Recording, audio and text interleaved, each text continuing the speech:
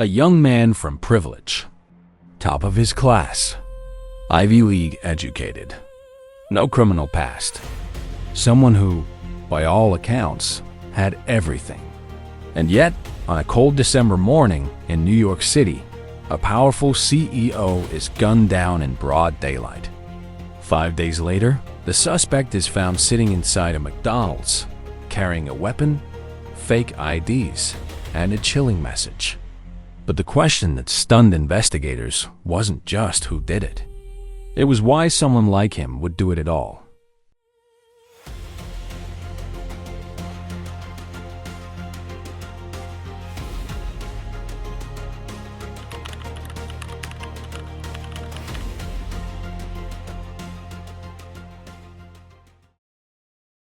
On December 4th, a shocking act of violence unfolded in the heart of New York City. Brian Thompson, the chief executive of UnitedHealthcare, a husband and father of two, was shot and killed outside a Manhattan hotel. The attack happened in broad daylight as he walked toward an investors' conference. A high-profile executive, a public setting, and a crime that sent immediate shockwaves across the country. But what followed made the case even more unsettling. Just 5 days later, police arrested a 26-year-old man nearly 300 miles away in Altoona, Pennsylvania. His name was Luigi Mangione. At first glance, nothing about him fit the profile. He came from a prominent Maryland family known for business and philanthropy. He had been the valedictorian of an elite private school. He graduated from the University of Pennsylvania with both a bachelor's and a master's degree in computer science. Friends described him as intelligent, normal, even quiet, and yet, according to investigators, he had allegedly carried out a targeted killing. One prosecutors would later describe as a calculated ideological act. When authorities revealed what they found in his possession and what they say he had written leading up to the attack, the case took a darker turn. This wasn't just about a murder. It was about motive, belief, and a growing question that divided public opinion.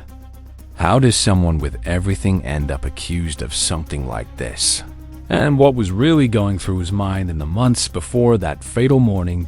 Brian Thompson was not just another corporate executive.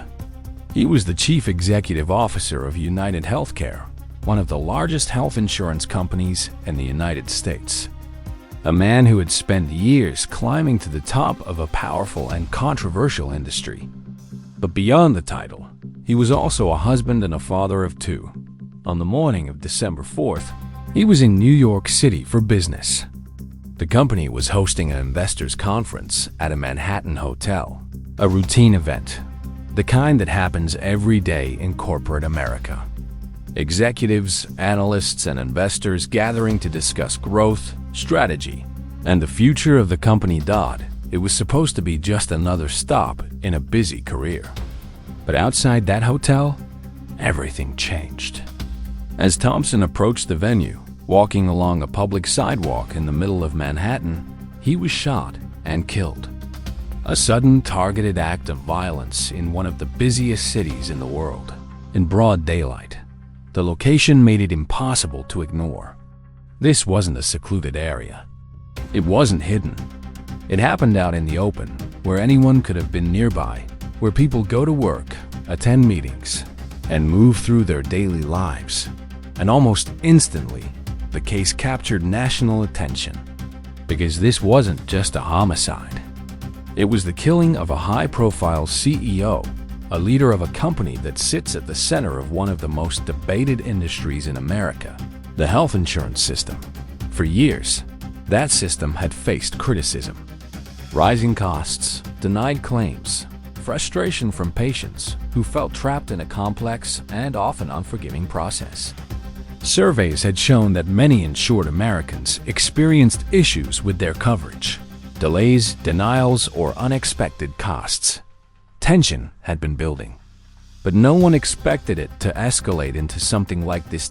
In the aftermath of the shooting, fear spread quickly, not just among the public, but inside corporate offices across the country. Executives began to question their own safety. Employees worried about being targeted simply for the companies they worked for.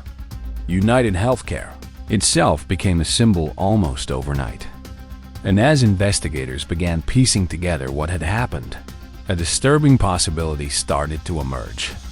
This may not have been random.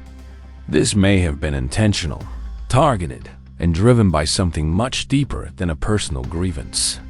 The morning of December 4th began like any other in Midtown Manhattan. Business professionals filled the streets. Cars moved steadily through traffic. Outside a hotel hosting a major investors' conference, people gathered, some arriving, others checking their phones, preparing for the day ahead. Among them was Brian Thompson. As the CEO of UnitedHealthcare, he was there for a scheduled appearance. It was routine, predictable, the kind of public event that comes with his position. But someone else was there too. According to investigators, the suspect had already made his decision at some point that morning. As Thompson walked along the sidewalk toward the hotel, he was approached from behind.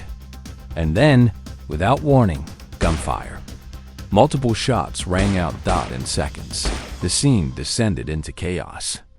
A high-profile executive had just been gunned down in broad daylight in one of the busiest cities in the world. Witnesses were left stunned. Some froze. Others tried to make sense of what they had just seen, but the shooter didn't stay. Authorities say he fled the scene immediately, disappearing into the city before police could arrive. And just like that, he was gone. What followed was a massive manhunt. Law enforcement agencies worked quickly, trying to track down a suspect who had carried out what appeared to be a targeted killing. The location, the victim, the timing, it all suggested planning and precision. Then came a detail that made the case even more unsettling. At the scene, investigators recovered 9mm shell casings, but these weren't ordinary. Each one had a word written on it: delay, deny, depose. 3 words. Authorities believe they were a reference to what's sometimes called the 3 Ds of insurance. Tactics critics say are used to reject or delay patient claims. It was a message, and it suggested that this attack may not have been personal, but symbolic. As the investigation intensified, another pattern began to emerge. Prosecutors would later allege that the suspect had stalked Brian Thompson prior to the shooting, that this wasn't random, that the CEO himself had been deliberately chosen as a target. And the setting, the investors' conference, may not have been a coincidence either. If true, it meant the attack had been designed not just to kill, but to be seen, to send a signal. For 5 days, the suspect remained at large. Across state lines, law enforcement searched for any trace of him. The story dominated headlines. Fear spread. Questions grew louder. Who would do something like this? And how had they managed to vanish so quickly? Then, on December 9th, hundreds of miles away from New York City, the search came to an unexpected end. Inside a McDonald's in Altoona, Pennsylvania, police found their suspect, Luigi Mangione. He was taken into custody without incident. But what officers say they discovered with him raised even more questions than answers. A gun, bullets, multiple fake IDs, cash, and a handwritten document expressing what police described as ill will toward corporate America. According to investigators, it included a chilling line. Frankly, these parasites had it coming. By that point, the case had already shocked the nation. But now, it was becoming something else entirely, because this didn't look like a crime of impulse. It looked like something planned, something ideological, and something far more complex than anyone had first imagined. In the immediate aftermath of the shooting, investigators faced a daunting challenge. A gunman had executed a high-profile target in broad daylight and vanished within seconds. But from the very beginning, law enforcement believed this wasn't random. The precision of the attack, the choice of victim, the location outside a major corporate event, it all pointed to something deliberate, So the investigation moved fast. Surveillance footage from the area was quickly collected. Witnesses were interviewed. Every possible lead was tracked. And within hours, authorities began building a profile, not just of a suspect, but of a motive. Then came one of the most critical early clues: the shell casings. Recovered from the scene, each one had a word written on it: delay, deny, depose. To investigators, this wasn't just unusual. It was intentional. Those words appeared to reference widely criticized practices within the insurance industry. And suddenly, the possibility of a targeted, ideologically driven attack became much more real. Attention turned toward anyone who might hold strong grievances against that system. But the break in the case didn't come from New York. It came nearly 300 miles away, 5 days after the shooting. On December 9th, police in Altoona, Pennsylvania responded to a call at a McDonald's. Inside, they encountered a man who would soon become the center of a nationwide investigation: Luigi Mangione. He didn't attempt to flee, but what officers say they found with him immediately raised alarms. A firearm, bullets, multiple fake IDs, cash, and perhaps most importantly, a handwritten document. According to police, the writing expressed hostility toward corporate America and specifically toward the health insurance industry. One line stood out: frankly, these parasites had it coming. At that moment, investigators began connecting the dots.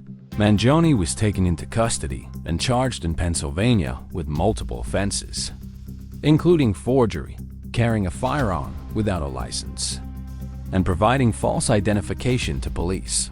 But the case didn't stop there. As authorities dug deeper, they uncovered more. A red notebook described as a diary was recovered at the time of his arrest. Inside were entries that prosecutors say revealed months of thought, planning, and growing intent. One entry dated August 2024 read, "I finally feel confident about what I will do. The details are coming together." Another line made his alleged target even clearer. The target is insurance. It checks every box. Investigators now believed they weren't just looking at a suspect. They were looking at a mindset. As the case moved forward, it didn't become clearer. It became more complicated.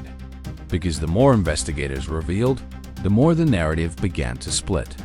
On one side, prosecutors painted a picture of intent, a calculated act planned months in advance, driven by anger toward the health insurance industry and what they described as corporate greed. But not everyone saw it that way. Mangione's defense team pushed back hard, calling the pursuit of the death penalty a political stunt and arguing that he was caught in a battle between state and federal prosecutors. Then came another unexpected development. Despite the severity of the accusations, Mangione began attracting public attention and, in some corners, support.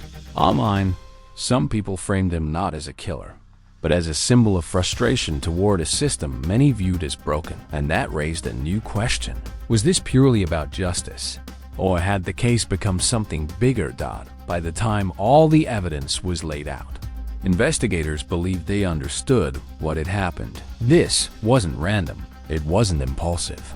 According to prosecutors, Luigi Mangione had made a decision months before December 4th. He had identified his target. Not a person he knew, but an industry he opposed. Brian Thompson was chosen because of what he represented.